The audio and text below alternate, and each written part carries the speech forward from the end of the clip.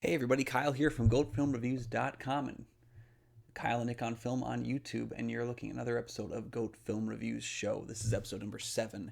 We're nearing the end of our June together, together apart, if you will. We're all still kind of getting through new spikes in COVID and all the different changes, and some of that is what we're going to talk about today. So let's just jump right into it. We're going to have less stories, I think, this week, so the episode's going to be a little bit shorter, but let's dive right into our main topic, which is the continuing shifting of the film landscape. And we're seeing that with Tenet, which now has officially moved out of July and will now open on August 12th. And Mulan is also moving again. That was going to open, I believe, on the 24th of July. That will now open on August 21st. Lots of moves took place today as well. We saw Bill and Ted shuffle a little bit to August 28th, which will follow up those films, as well as Without Remorse, the new Michael B. Jordan film that was, I think it was either sharing the Wonder Woman 84 date, or it was bumped off of it when Wonder Woman 84 moved to October. That film will also move to 2021. So that's yeah, a lot of shifting around here, and honestly, like it's our main story, but we've covered this kind of stuff before, and I can't stress enough. I think we need to stop putting new dates on these films until we know that we're going to open. I just think right now it doesn't feel good moving dates over and over again, and it gives the idea that you don't know what you're doing as a studio. We've seen this before, I think, with New Mutants, a film that apparently has not really changed since its initial shooting schedule, but it's now shifted dates so many times that people have so little faith in this film actually doing well when it is going to release. And I think that's now kind of on the studio. And I think if the film fails, you can't blame the movie because you've shifted it around so many times. People just lose faith, I think, in things after a while. And now Tenet has moved twice, I think, in a couple weeks, and it doesn't feel like it's hurt as much because it feels like the studio and Nolan had a lot of faith in the film. Mulan, I think, as well, was just kind of a product of shuffling. But the more you move these films around, I think it shows less confidence in your business tactics. And I think just pull the movies off. Honestly, when the theaters open back up again, films are not going to be extremely successful. They're just not. So why are we racing to be the first film back into theaters? I don't think people are going to run out to the movies to go check it out. It's the summertime right now too, and people have been cooped up inside for far too long. They're going to want to be outside. They're going to want to be doing their stuff. I don't think theaters are going to be that successful. So why put your big tentpole films right when they open back up? Just give it some time. You're already losing money. No doubt about it. You owe money to the people you borrowed money from. You are going to lose money on this deal. I think you will lose more by pushing it out as soon as you can. So I don't think this is a good move to keep shuffling these films like a month at a time. And I don't think we're prepared to handle this right now. This is all happening because of surge in COVID-19 cases. Across America, we're seeing states that have opened back up, and they've not had successful reopenings because these cases are just off the charts again. So, in final, don't move your movies anymore. Take them off the release schedule and just let them play out the way they're going to play out. I think one of the smartest moves that took place was Fast 9 bumped a whole year earlier. It was supposed to, I think, come out in April, and it's now coming out like next spring. And I think that was probably the smartest idea because it's only going to have one bump, and it's just going to skip past the whole mess and make the money when it makes the money. And I think that's probably for the best. Shuffle these films into 2021. I know it sucks. I want to see them really bad. I totally do. And if I have to go to the theater for work, to be there to bring the news to you and talk about this kind of stuff, I will. I'm prepared for it. I'm smart when it comes to my own health and safety. I will take the necessary precautions.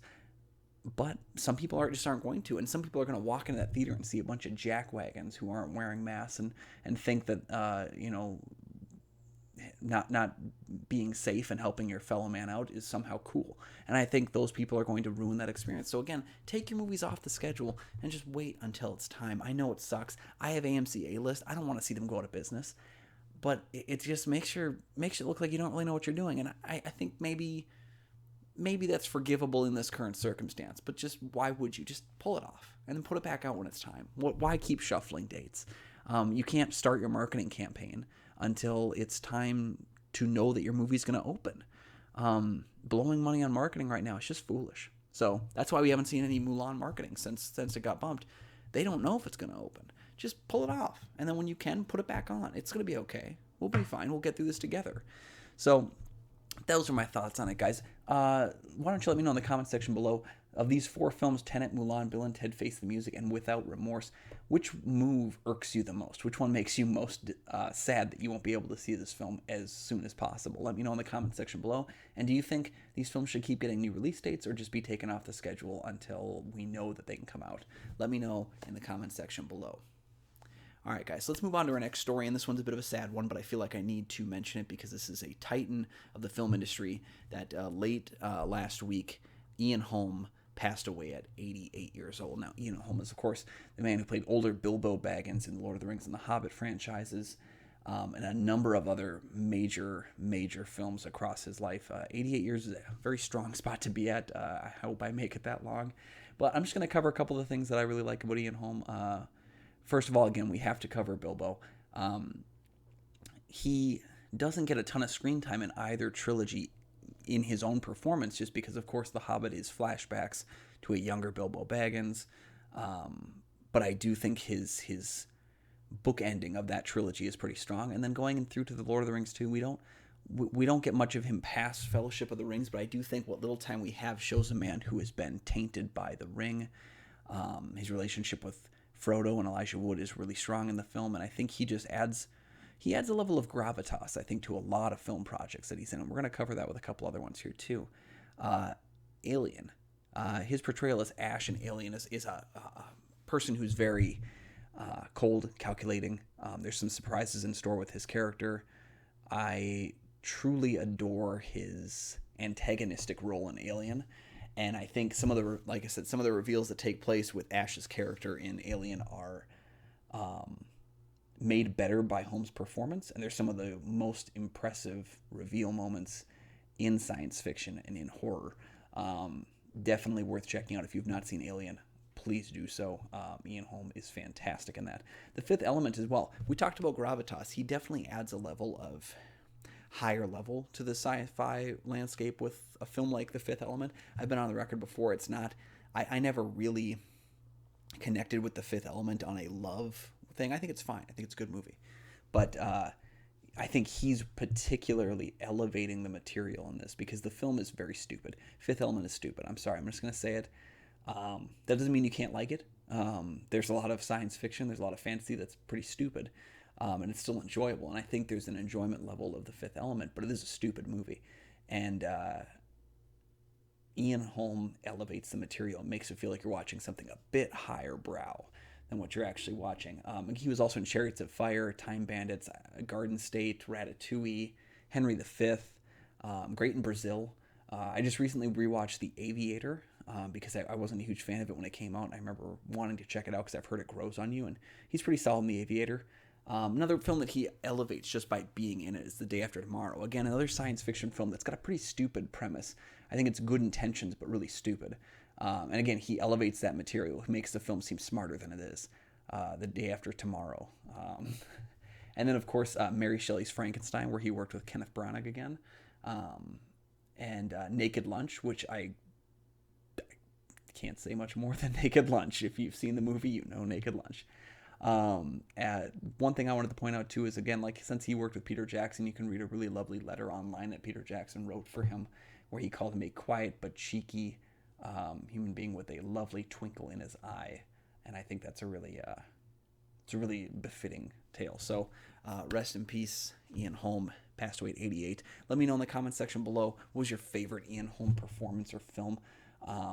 He had a lot throughout his career, and I think it's worth remembering. So let me know in the comment section below your thoughts on the great actor Ian Holm, dead at 88. All right, let's move on to our last main stories of the day. This is kind of a quick one here because we don't have a lot more to go on this. It's just kind of something that's like been happening for a while, and it seems like it's going to continue permeating the horror film landscape. Well, a lot of film in general, but like horror film seems like it's been a hotbed for this recently.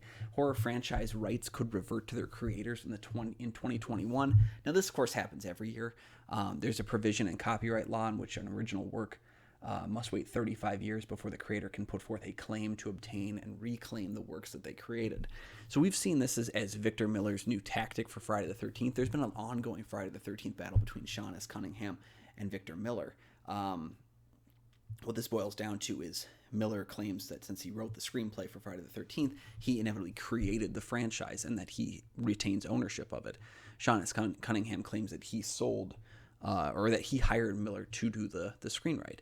So he owns the idea and just hired someone to put it into words. It's been an ongoing battle, but Victor Miller is trying to reclaim now the rights to Friday the 13th, as they've been 35 years since it's been over 35 years since the original creation was done, and Miller's trying to claim that back. Another big franchise that we're seeing that right now for is Clive Barker with Hellraiser.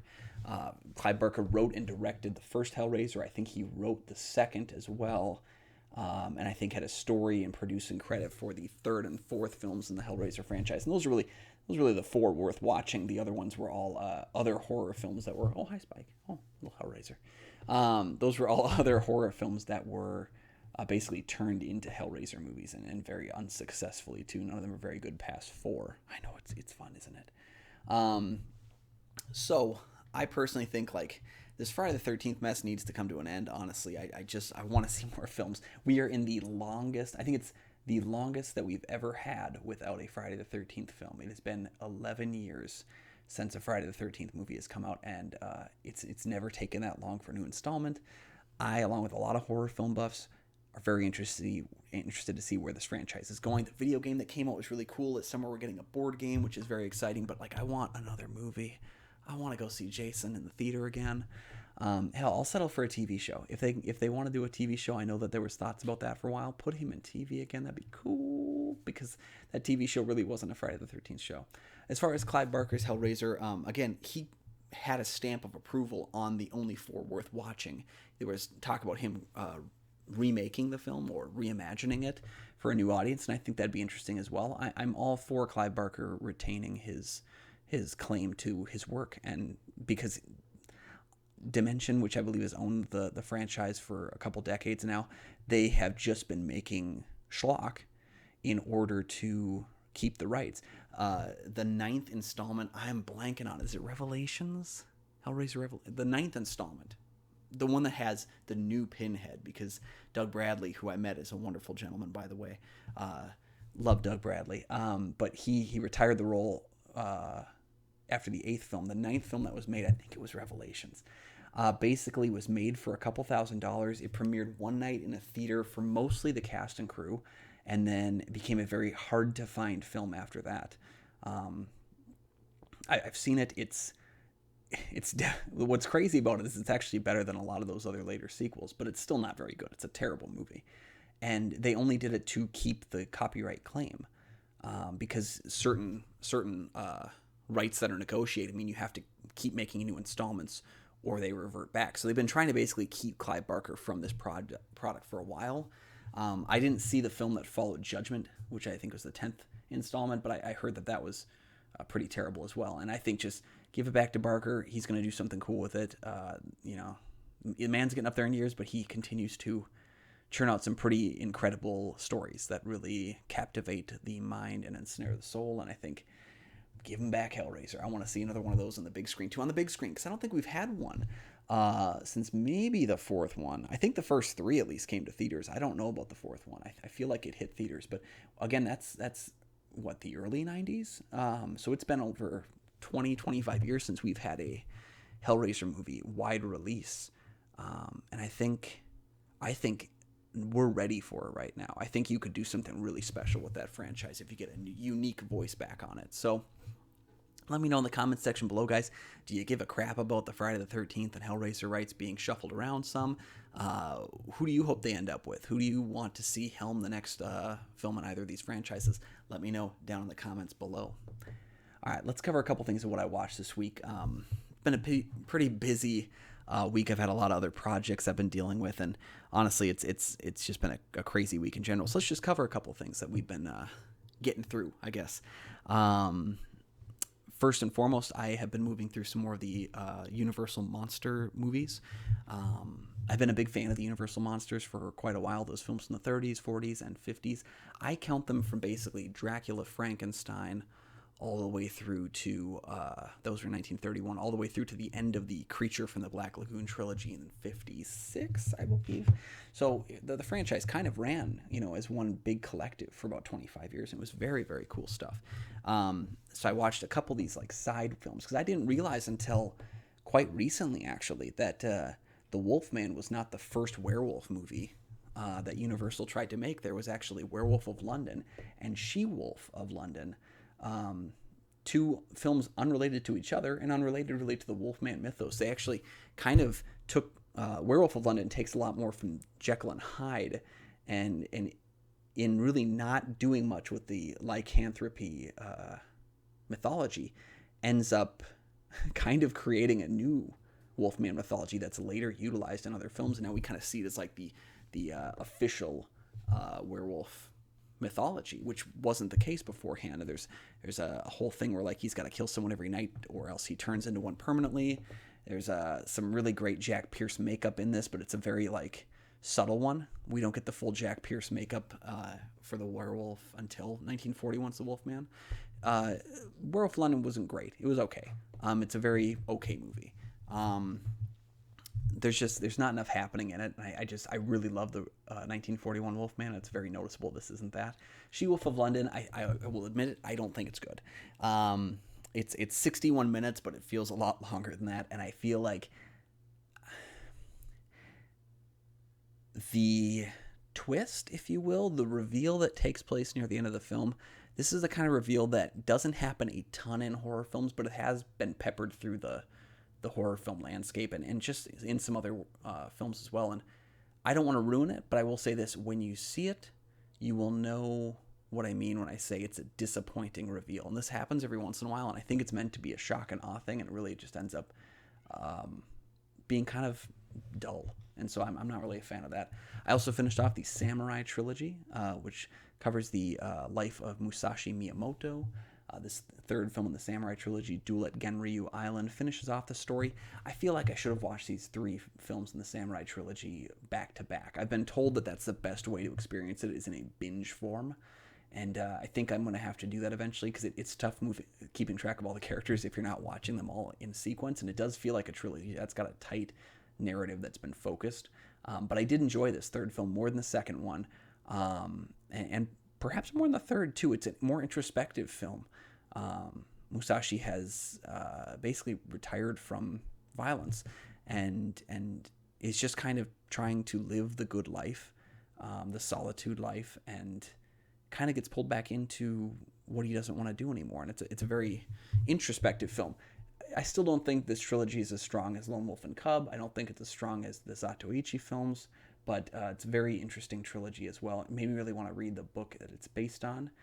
And some of the work that's been written by Miyamoto throughout his life, because it just seems very inspiring and interesting. So those are the three films I watched this week. I also got caught up on Rick and Morty.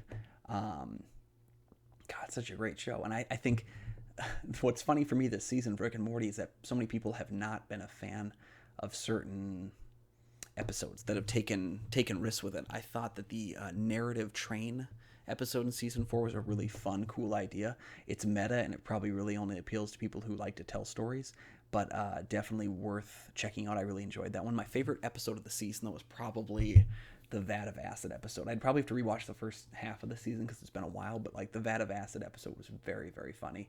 And it's one where I think they convince you they're going one way and then they go a different direction. So that was a very cool movie, or cool season to be caught up on. Rick and Morty season 4 is done.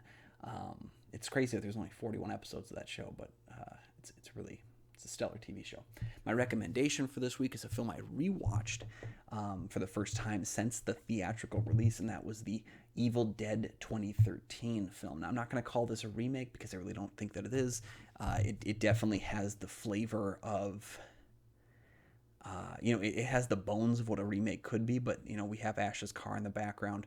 We have a post-credit scene that hints at the fact that the two characters are not the same. and there is no Ash in this film. We really don't get a new Ash, and so I don't feel like it's a remake so much. It's just kind of like a version of the story that's been updated in the same universe. And I think it's a cool idea because so many people struggle with trying to do this, splatterfest kind of horror film. Sam Raimi can do it. Peter Jackson. I'm not a big fan of Peter Jackson's like splatterfest work, but I do. I think for Fede Alvarez to go ahead with a straight horror, really gory take on this material works really well. And it's been great because we've been getting all this news about Evil Dead Rise, which has rumors now it might be set in a skyscraper. So this franchise should continue to exist, and I'm very excited to go through Ash vs. Evil Dead very soon and kind of check that one out because I missed that whole show when it was on. I don't know why I did. But there you have it, guys. Those are my recommendations and things I watched this week. Let me know in the comment section below what you've watched this past week and keep the conversation going. So, real quick, that's it for all of our stories, guys. We'll end the episode off here right now. If you guys have a chance, check out the Kyle and Nick on Film YouTube channel. You can see my video for Why I Love Speed Racer. That's right, one of my top 10 favorite films of all time, and I'm defending it to the death. Speed Racer from 2008. Go ahead and give that a watch and let me know your thoughts on that film. If you check out the Goat Film Reviews website as well, you'll find a post I did for Father's Day where I reviewed Father of the Bride, the Steve Martin film. I hadn't actually seen it before, so it was kind of fun to visit Steve Martin classic film from earlier in his career. That'll do it, guys. You can find goatfilmreviews.com, all my many reviews on there. You can follow Goat Film Reviews on Facebook. You can find me on Twitter and Instagram at AlmightyGoatMan. Or check out more videos here on the Goat Film Reviews YouTube channel or Kyle and Nick on Film on YouTube. That's it for us, everybody. We'll see you hopefully very soon at the movies. And don't forget, I'll bring the popcorn.